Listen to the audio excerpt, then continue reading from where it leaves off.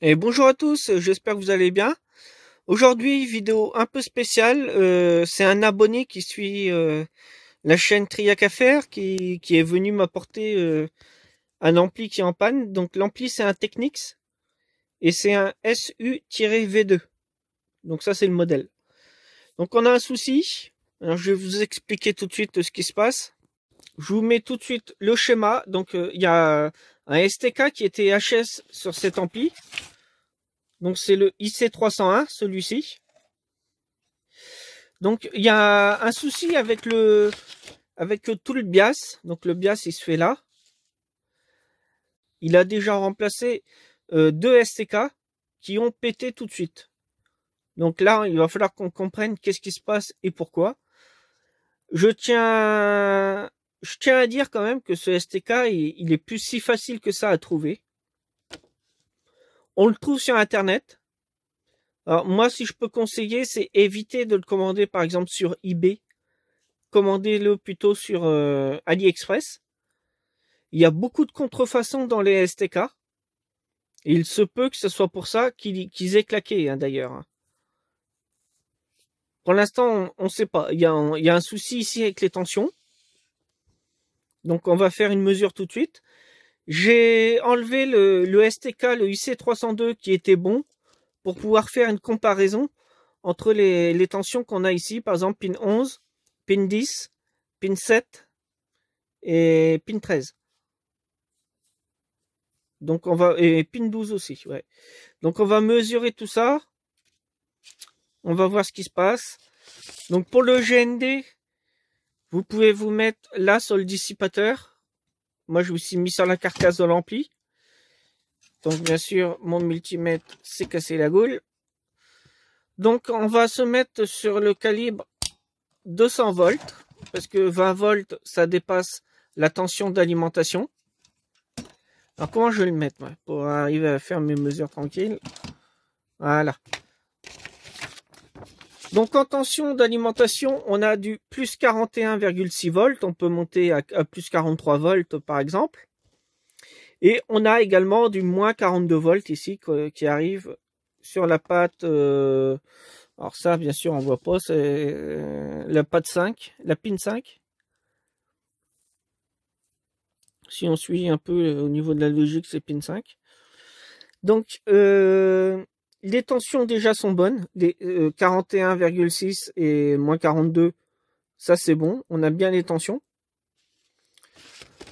Donc pour faire une comparaison, on va prendre par exemple pour commencer la pin 10 pour mesurer.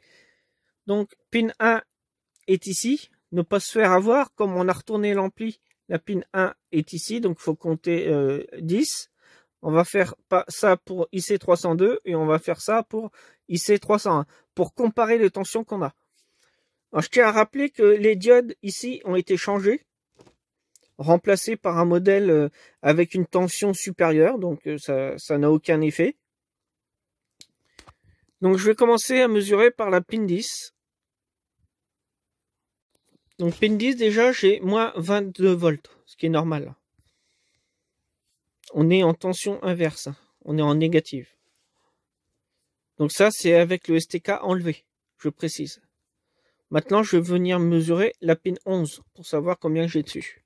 Pin 11 j'ai 21,3 volts, ce qui est normal. Là le circuit intégré ne remplit pas sa fonction puisqu'il est absent, d'où les tensions qu'on mesure qui sont élevées quoi. On n'aura pas ces tensions ici, en pin 10 et en pin 11, lorsque le STK sera soudé en place, quoi, en fait. Là, c'est vraiment à vide hein, que je fais les mesures pour vérifier 2-3 choses. Donc, je vais venir mesurer maintenant la pin 12 et ensuite, après, la pin 13. Donc, je fais ça de suite. Sur pin 12, j'ai moins 5 volts et sur la pin 13, j'ai plus 5 volts. Bon, alors, après moult mesures, donc pin 6, pin 8, après pin 10, 11, 12, 13, tout ça c'est le BIAS.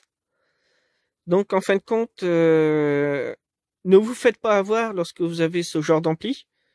si vous faites les mesures que le STK est enlevé, parce qu'il est claqué, si vous voulez comparer avec l'autre voie, il faut également enlever le STK. Parce que pour que les tensions ici s'établissent, il faut que le STK 8040 soit en place. Donc c'est un peu ce qui s'est passé avec cet ampli. En fait, on retrouve exactement les mêmes tensions avec des moins 24 volts, etc. un peu partout, des plus aussi. C'est tout simplement dû que le STK n'est pas en place. Donc ensuite, il y a le IC303, le 4558. Donc c'est lui qui va fournir le signal qui arrive ici, le signal audio. Donc il faut vérifier les sorties de ce circuit intégré. Si elles sont pas bonnes, c'est pas la peine de remettre un STK tout de suite. Il faut d'abord changer le 4558. Dans notre cas, il est bon, les tensions sont bonnes. J'ai vérifié à l'oscilloscope. J'ai injecté un signal d'entrée sur la connexion auxiliaire et j'ai mesuré avec une sonde ce que j'avais en sortie de l'ampli OPS pour la voie de gauche et la voie de droite. Donc c'est identique, le signal est identique, donc il n'y a pas de problème de ce côté-là. Ensuite, j'ai vérifié, alors ça, méfiez-vous, c'est le circuit qui gère le relais de sortie haut-parleur. Alors si le circuit est défaillant, ça peut arriver qu'il vous fasse sauter le STK qui est fixé sur le dissipateur thermique. Alors ça m'est arrivé sur des amplis sonos où l'étage de puissance cramait juste parce que j'avais pas changé le TA7317. Maintenant, ce problème-là, ça ne m'arrive plus parce que lorsque je répare un ampli et que je vois tout de suite qu'il y a un TA7317, même s'il est bon, je le change parce que j'ai eu énormément de soucis avec ce circuit-là. Il est très fragile. Donc voilà. Ensuite, j'ai ajouté sur une feuille des condensateurs dans notre cas, hein, pour cet ampli qui était à changer. Donc il y a le C603, le C601. Ouais, C603, je l'ai mis 2 fois. Bon, il y en a qu'un. Hein. Et le C608. Donc en fait, il y a 3 condensateurs qui sont ici, à cet endroit-là. Juste au niveau du TA7317, justement. J'ai mis également le C327. Alors lui, il se situe là, celui-ci. Il a perdu sa jupe. Il a plus du tout de plastique autour. On voit bien le dessus. Et ensuite, j'ai mis sur le circuit Bargraft. Alors, c'est le circuit qui est ici. Vous voyez, là, vous avez un régulateur.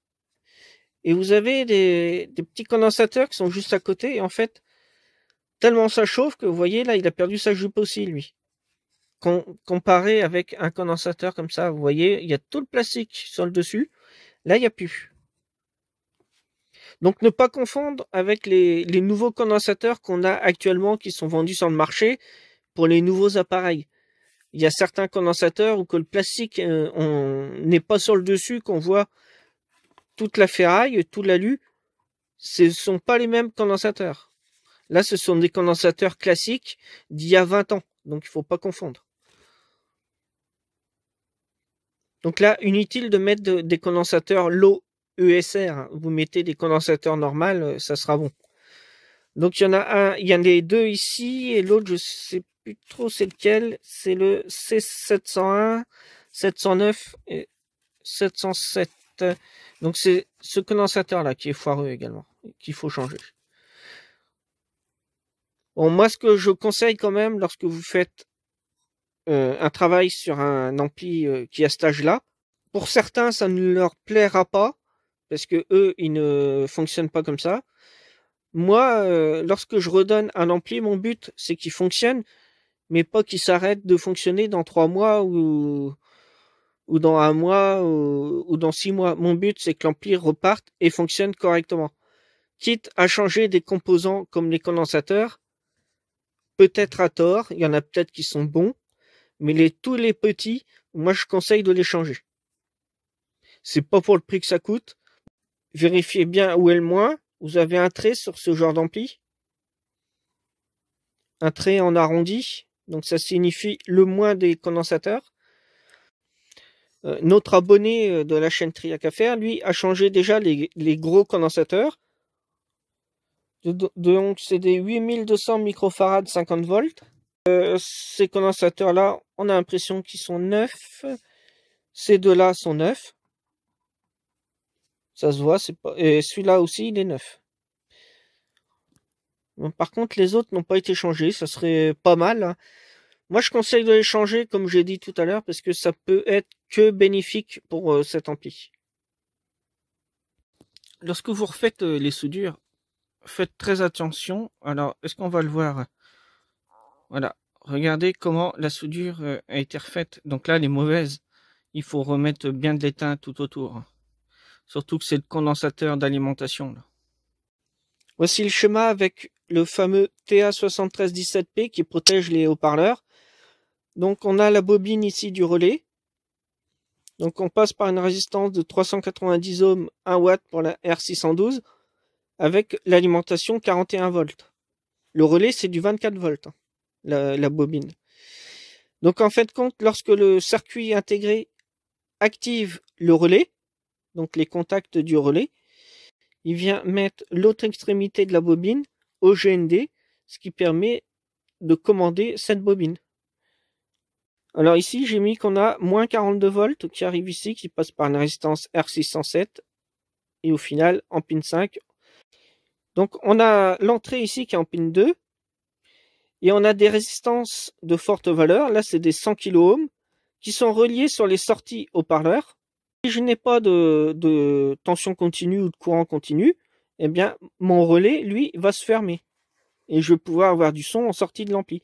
Si jamais j'ai une tension continue en sortie de l'ampli, bien évidemment, lui va tout de suite couper l'alimentation ici sur la bobine du relais.